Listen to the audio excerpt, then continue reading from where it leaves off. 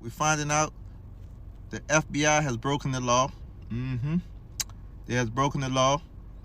They're trying to get Section 702 approved, but the senator is knocking it down because it's been proven that they have been improperly using surveillance to monitor U.S. citizens. Wow.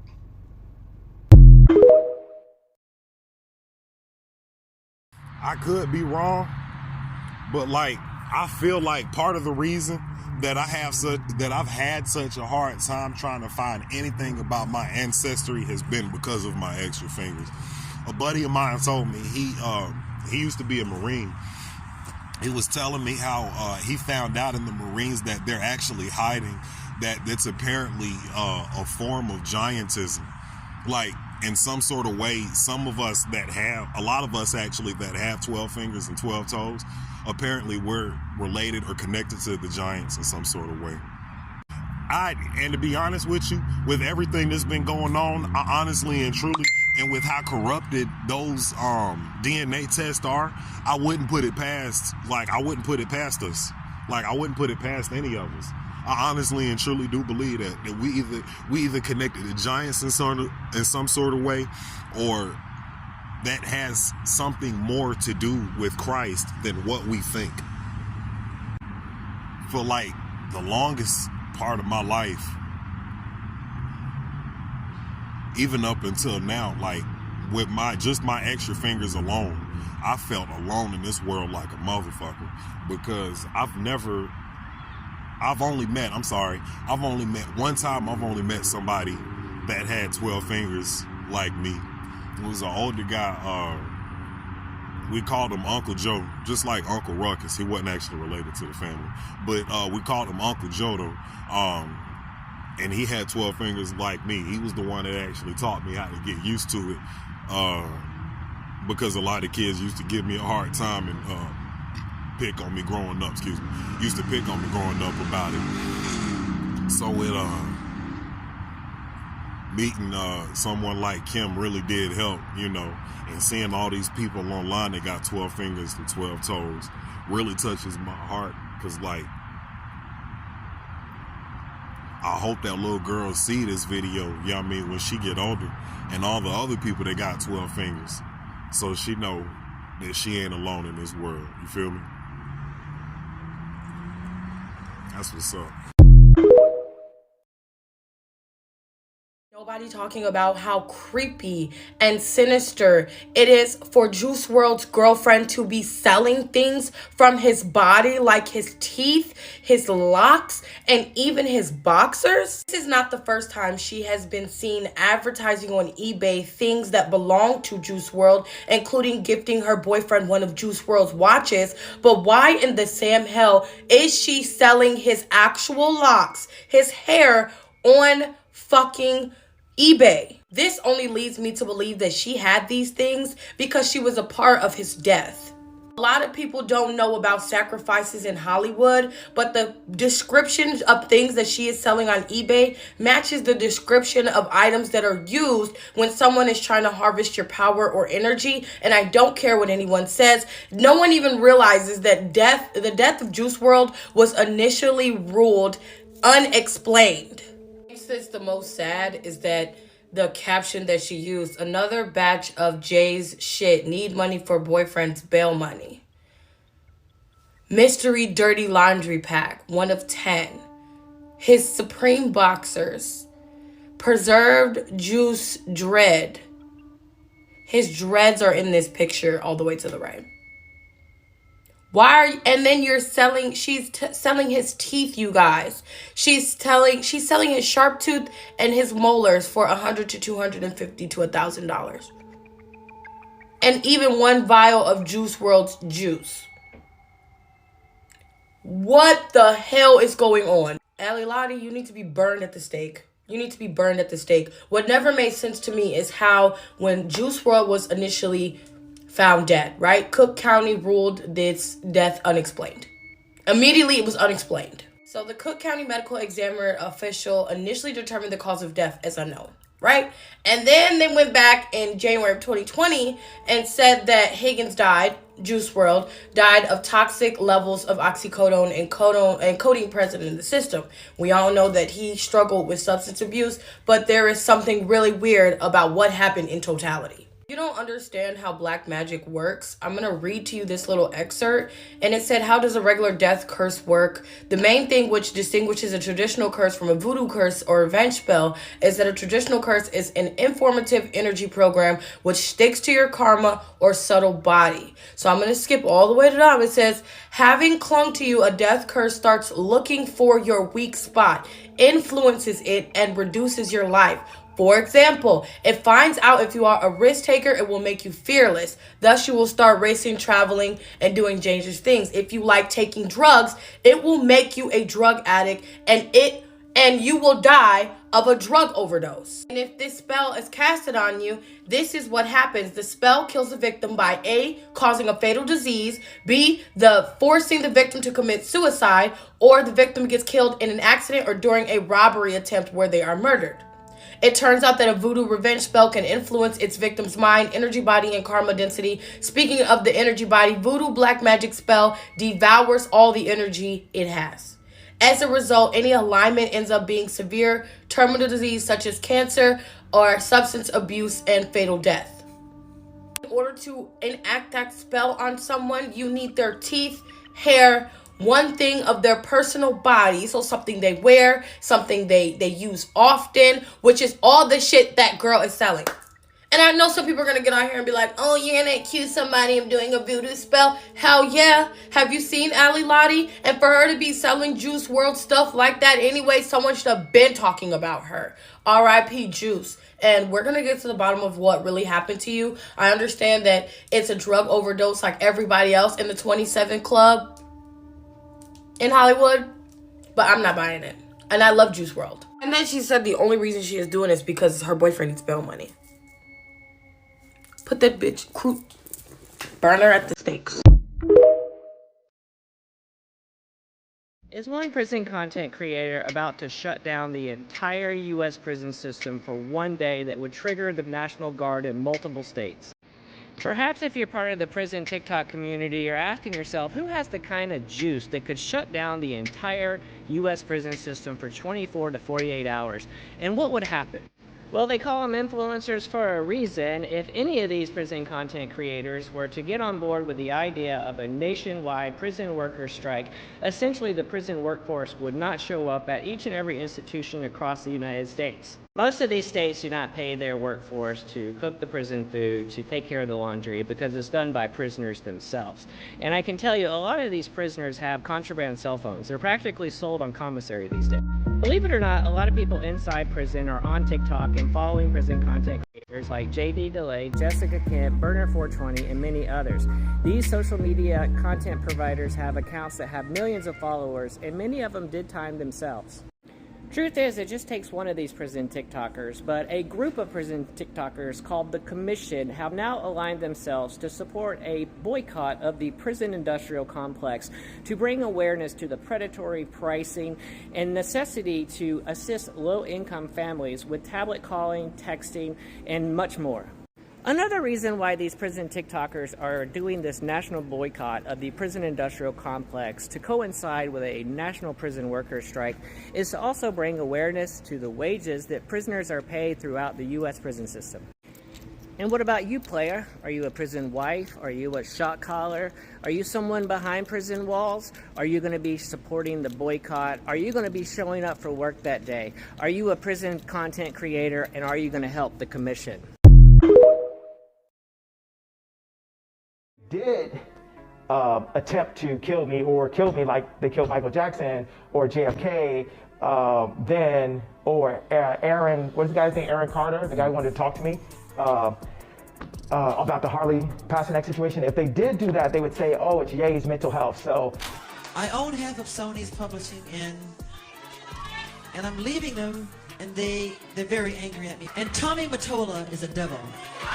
So it looks like Kanye West's claims that Michael Jackson was eliminated by industry higher-ups are back in the spotlight, and it's all thanks to this new lawsuit that was filed against Diddy. Now, if you're wondering what Diddy has to do with Michael Jackson's death, well, prepare to have your mind blown because the details are absolutely insane. So you remember how Kanye revealed his former personal trainer Harley Pasternak tried to institutionalize him, and then everyone claimed Kanye was crazy? Well, what's actually crazy is that Harley was revealed to have previously worked as an intelligence agent for the Canadian military, and it now turns out Michael Jackson might have had his own Harley Pasternak. It's this guy, Fahim Mohammed, who also happens to be Diddy's chief of security. Fahim was mentioned several times in the latest lawsuit against Diddy filed by producer Rodney Lil Rod Jones, and according to Lil Rod, Fahim acted as the connection between Diddy and law enforcement, ensuring that Diddy could run what Lil Rod called criminal enterprise without any interference from the authorities. But that's just the tip of the iceberg. There's much more to unpack here. From Fahim's alleged ties to government intelligence agencies, Michael Jackson's war against Sony Music, Diddy's connection to Sony Music higher-ups, and much, much more. So let's get into the details. I refuse to take this, right? You understand that if I had taken the medication, I would not be here, and it would have been, oh, woe is, he was deeply troubled. We miss him. We love his music, though. Well, they would have Britney Spears you. I mean, look, they would have Michael Jackson. Or worse, yeah. Okay, so let's first talk about all the suspicious details about MJ's death and his highly publicized feud with Sony Music. On June 24th, 2009, the night before Michael Jackson died, his personal physician, Dr. Murray, gave him a mix of meds to help him sleep. However, nothing was working, so in the morning hours of June 25th, Dr. Murray decided to administer a propofol injection. This seemingly did the trick, and Dr. Murray left Michael sleeping to use the bathroom. However, when he returned minutes later, he found Michael unresponsive with a weak pulse. Dr. Murray performed CPR for about 10 minutes and administered something to counteract the sedative OD. But surprisingly, a 911 call wasn't made until 12:21 p.m., almost an hour and a half after the initial discovery. Dr. Murray quickly arrived. They performed CPR for another 42 minutes and then rushed Michael to the Ronald Reagan UCLA Medical Center. But sadly, nothing could be done, and at 2:26 p.m. on June 25th, 2009, the king of pop was declared dead. And once the initial shock wore off, the internet became a breeding ground for various theories, with fans questioning the official story. According to the autopsy report, Michael's cause of death was propofol intoxication, and it was officially ruled as a homicide. Dr. Murray quickly became the prime suspect, especially when it was revealed that he had used an unconventional CPR method on Michael. The LAPD and the DEA launched an investigation, but MJ's fans speculated that the police might be trying to hide something. Reports in the media suggested that the LAPD didn't properly seal Michael's house to prevent mishandling of evidence, a claim later denied by the LAPD. Dr. Murray was eventually charged with involuntary manslaughter and sentenced to 4 years in prison. However, MJ's fans weren't satisfied because they believed Murray was just a scapegoat in a larger scheme. You see, Dr. Murray initially joined Michael's team in May 2009 through AEG Live, the promoter for MJ's final tour. Although AEG Live claimed that Michael personally wanted I gotta go on Twitter and read because the news is spicier than Meek Mill's. Child, they saying Diddy is the Black Epstein, allegedly. And Young Miami is complicit, so she get lame. Ooh, Lord. They said they had cameras everywhere, so everything y'all did at the party was on film. They saying politicians, underage girls, your favorite rappers. Woo, Lord. They about to put Diddy on watch. Because it's just getting too juicy. It's getting too crazy. They already got YouTube documentaries about it. So, I don't know, man. I'm just here to tell y'all what's going on. Y'all stay well. That's it. No more Diddy parties. That's it. Well, as Hurricane Michael recovery continues, many are still in need of blue tarps to protect their belongings. That's right, but tomorrow is the last day to register with the Army Corps of Engineers to get a blue tarp put on your home for free. News 13's Aaron Morgan telling us all about it and joins us once again with that vital information. Aaron. Hey, Kelsey. Yeah, with the colder weather coming in, those blue tarps are definitely essential on your home, and tomorrow is the deadline to get that done by Army Corps of Engineers. And we've been talking about where people can get them done, and there are 6 locations where you can meet face to face. So do you want to talk about how you can go and meet that deadline? If people will come to one of the 6 locations, they can fill out a right of entry form with our staff there. There's the online option through our Corps of Engineers Blue Roof site. And finally, the 1-888 Roof Blue call-in number, people can apply by telephone, and that will start the process. All right, and when people apply, what are some of the requirements that they need to meet once they start to fill out that application? Well, the basic criteria are that it needs to be a shingled roof, principally a residence. Some houses with metal roofs or mobile homes might be receive a blue roof, but it depends on the type of damage. If there's torn metal that could tear the blue roof, they might not be eligible. If a renter is in a residence that needs a blue roof, they need to have a right of entry signed by the principal owner. And finally, 50% of the roof structure still needs to be there, the rafters and the plywood decking. The shingles can be gone, but we need some of the underlying structure to be able to install the roof. And for people who don't have one of those on their homes right now, what exactly is a blue roof? The blue roof is a reinforced plastic material that's secured with wooden strips and nails or screws that we guarantee for 30 days to give people a little bit more time to be able to coordinate for a roofer to come out and repair the roof. And all these services that you guys are doing are for free? Yes, we need to really emphasize that. If someone comes up to you and says they're with the Corps of Engineers and wants to charge you money, those aren't our people. So please look for someone in a red Corps of Engineers shirt to come out with a government ID, and also the contractors will come out with a work order with the family's name on the form so that they know that they're legitimate. Yeah, that's definitely important information to know that you're going through the right people. And why would you encourage people to go through you guys to get these blue tarps? Well, this is a way for people to stay in their homes, and that's the most important thing. If they can shelter in place as opposed to evacuating, staying with friends or family, or living in a hotel, the best situation is if people are in their own homes. All right, great. Thank you so much, Ed. And they will be putting these tarps on the homes as long as it takes to get all of them fulfilled. But the deadline, again, is tomorrow, and we'll have all that information on our website, mypanhandle.com.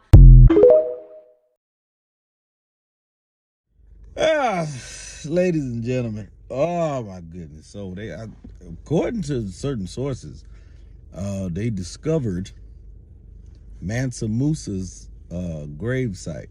If you don't know who Mansa Musa is, he was the richest human being that ever lived in Mali, a black king, an African king in Mali. Do your research. Yes. Y'all gonna steal all that stuff, huh? You ain't even got to tell me. I know y'all ain't gonna give none of that stuff to the actual people that live there, the natives, none of his ancestors, nothing. Just gonna go in there and take all of it. Just steal every damn thing.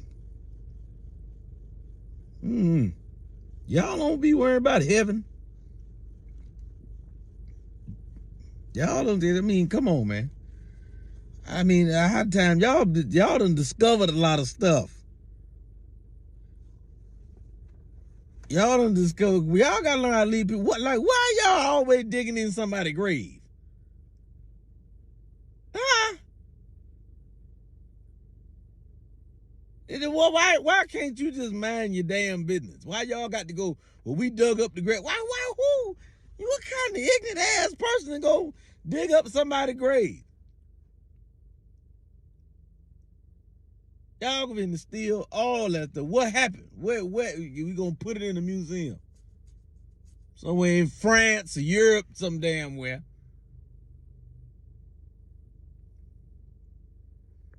And you can at least put it in the museum in the man's native land or something. Hell no. Because y'all love to steal. That's why.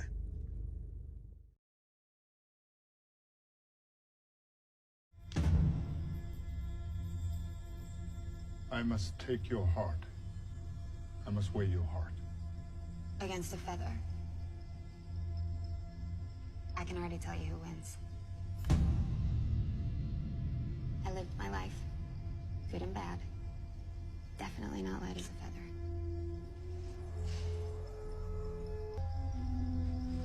Martin Luther King is the black embodiment of that. He was a government agent. I believe he was the first black clone. I believe so. This nigga fucked up shit. That's why they don't give you a holiday now unless you're a great government agent. Now, I went into the history of that. We've covered that extensively. Now, I went into the history. Martin Luther King is a government agent. We need to buy pictures of that bastard and burn his pictures every day. Seriously. That's a bit harsh. No, fuck the dumb shit. I suffer every day. And there ain't no laws telling me that I got to behave a certain way. I'll tear up God's ass right now. if I'm supposed to be the one. This motherfucker here, fuck it. So, now, Jesus. See, you ain't gonna never get this, because you ain't never, see, I must be telling the truth, because you ain't never heard no lecture where a person come in and talk shit about Jesus. Oh, Jesus was an ancient black God that walked. Jesus wasn't shit.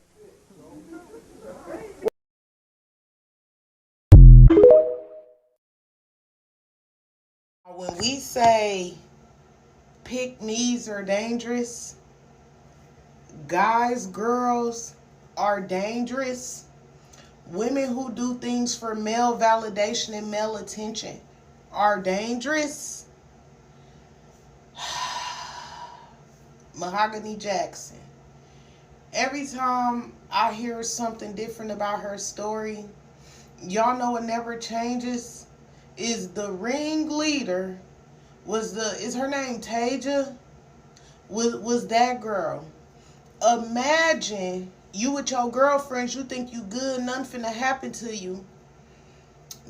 One holding your head, the other one has a weapon, and they are making you perform sexual acts on men.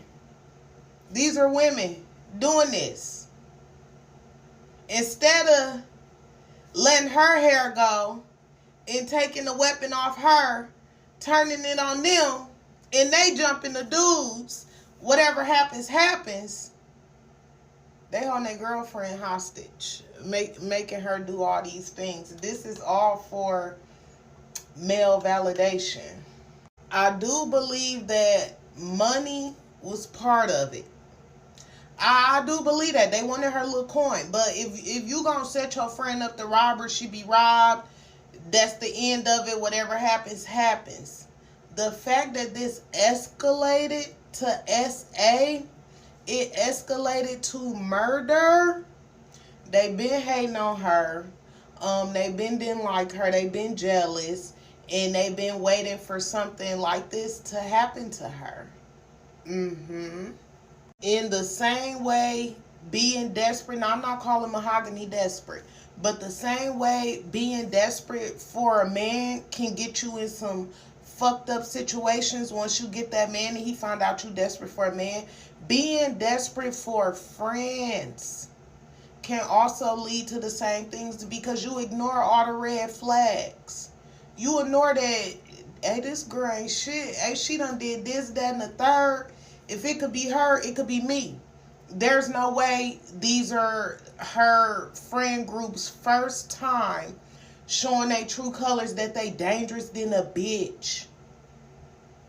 That they wild, that they'd do anything, that they bummy, they dirty, they trifling. Like, this not their first time exposing that. But a lot of people just be wanting friends so bad, they'll befriend anybody, like the person that we know who want to be in a relationship so bad, they over there getting beat up and saying, at least I got a man. But this is just a prime example of how far being a pick-me, being a guys, girls, doing things for guys' validation, how far to take you. Like, it could get there. It could get real in the field. Guys, girls are fucking dangerous. That if I see you even a pinch, a inch, a stitch, a winch doing anything, hey, I don't like their attention. I don't want their attention. I don't want to associate with nobody who that's their main source of, like, they be fishing for it. Cause attention just gonna come. We're girls. But doing anything for it, doing the most for it, I'm scared of you now. Give them the explanation of Yaku's history or the grafting of the Caucasian, because grafting is a very old ancient science. It is not something new. We done grafted trees, plants, insects, and everything has been grafted. He was the last grafting experiment that we used. And it was done to show forth and prove that something other than self could be allowed to rule self for 6 days. And on the seventh day, that one that was other than self will be eliminated. And that one who was the rightful ruler will take his throne back. The rightful heirs of here in quote-unquote North America. And the whole planet. This European knows that his time is up.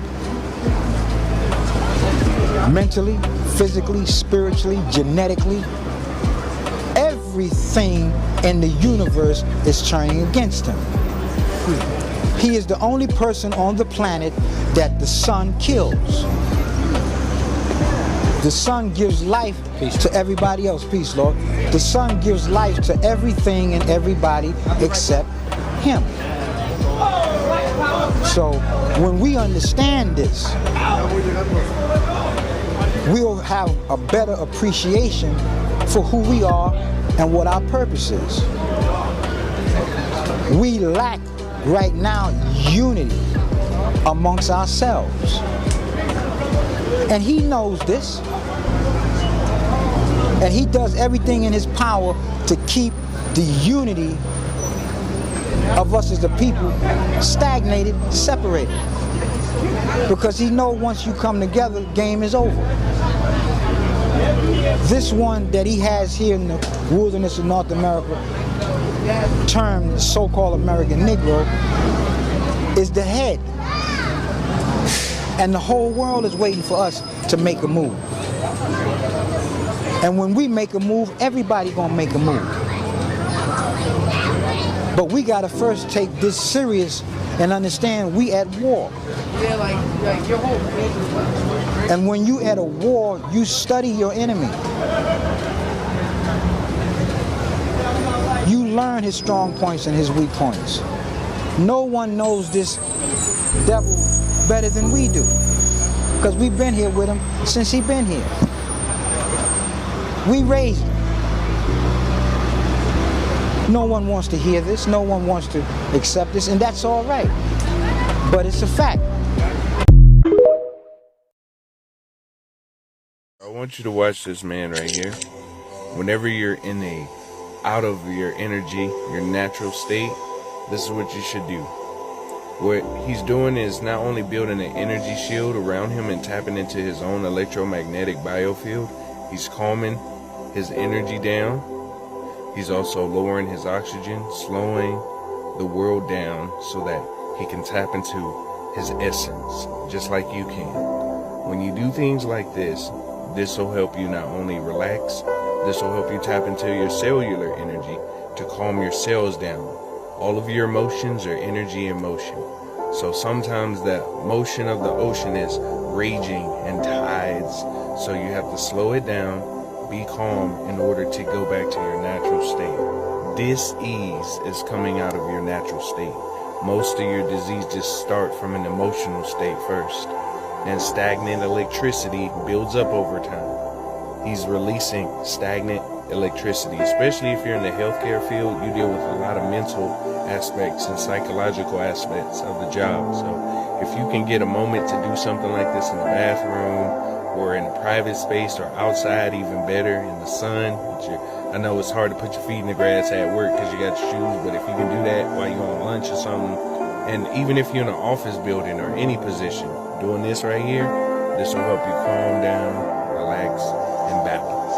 That's what you need to do if you're feeling 40 acres and a mule when they freed us. We ain't never been free. Oh, man. That's some free shit. What? Free to do what?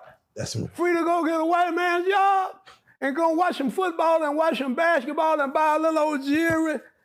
Free? Free to do what? You don't make no law. You don't manufacture nothing. You don't produce nothing. So where's your freedom at? And if the Negro don't have that white boy, he in trouble. He don't know how to eat. He don't know how to eat. The only way he don't know how to eat, he got to go fill out the application and got to go get that job and got to stay on that job and do what the master said do. So giving us 40 acres would have been giving us too much power back then. They ain't going to give you shit. That's why? Real. They ain't gave you nothing in all these years.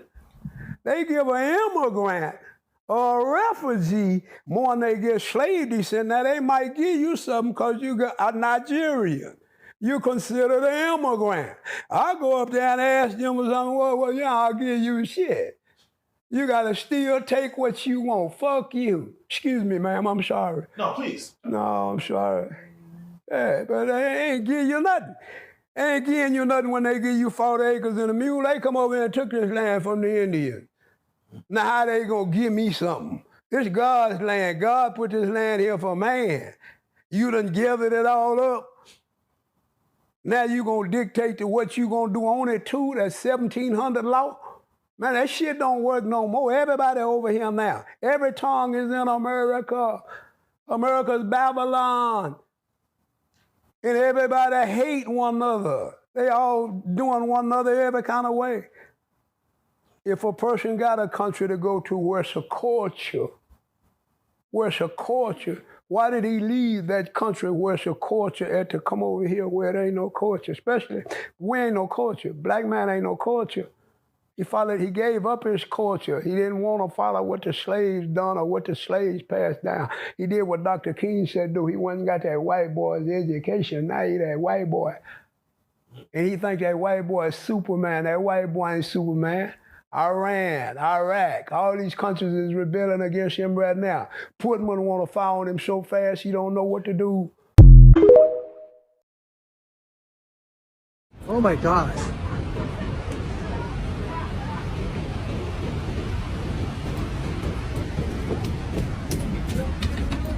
Honey, come here.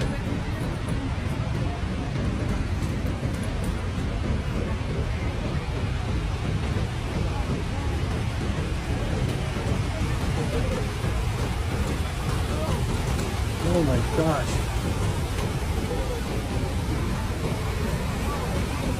They're gonna come up on this deck, is what they're gonna do.